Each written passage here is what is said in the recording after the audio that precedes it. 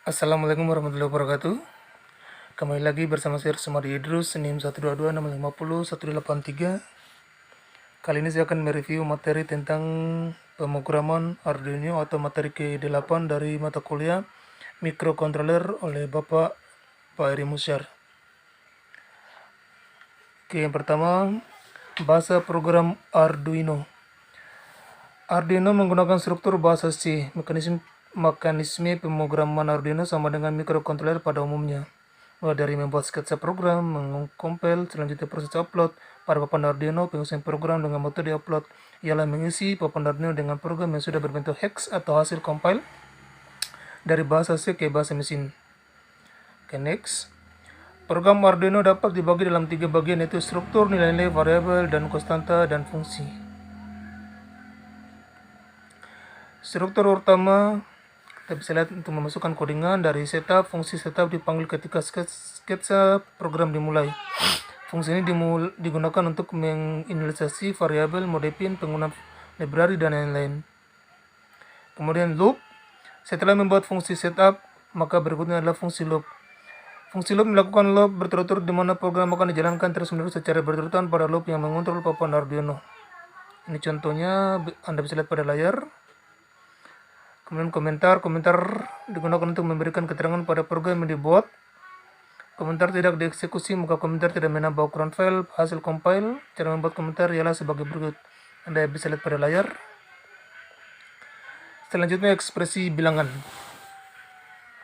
Dalam pemrograman bahasa C pada Arduino, bilangan dapat diekspresikan dalam beberapa format, yaitu biner ditulis dengan awalan huruf tanda petik OB petik.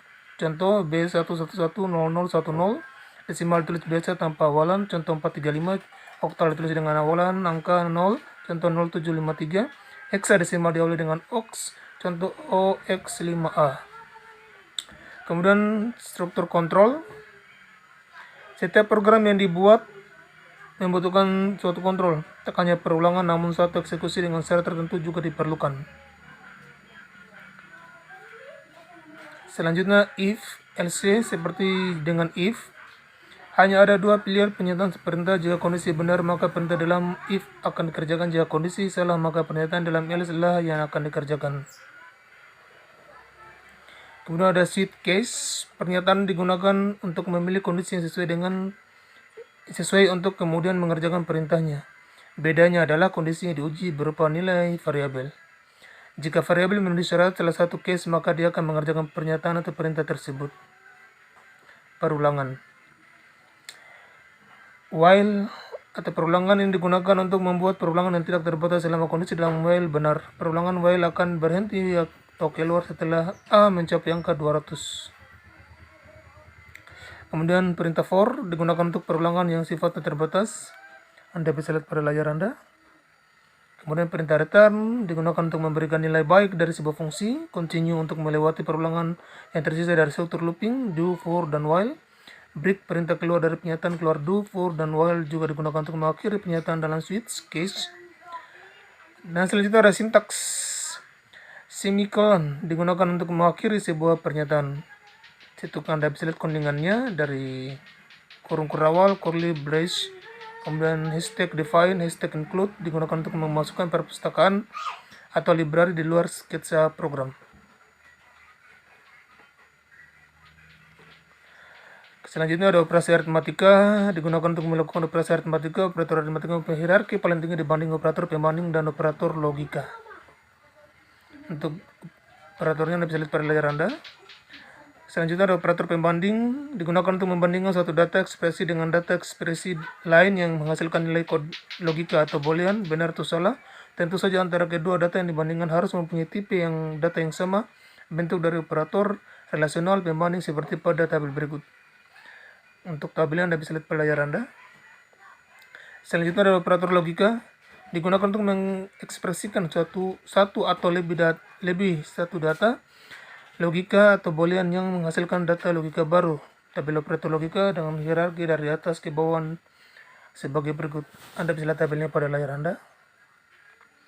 Kemudian selanjutnya ada operator bitwise, digunakan untuk operator bit per bit pada nilai integer, terdiri dari operator not, and, or, XOR, SHR type.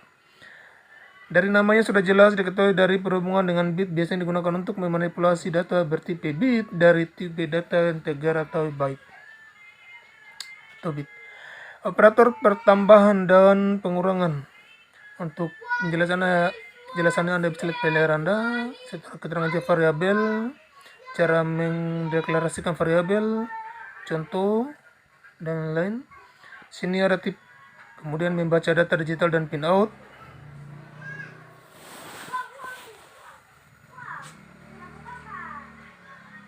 Selanjutnya menulis data analog dari di pin output PMW.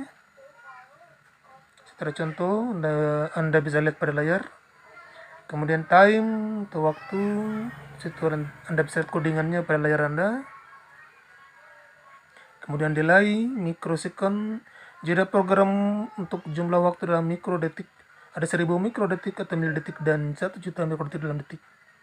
Oke, untuk codingannya Anda bisa lihat pada layar Anda. External interrupts, parameternya Anda bisa lihat pada layar. Kemudian data interruptnya juga Anda bisa lihat pada layar Anda. Non interrupt juga Anda bisa lihat pada layar Anda.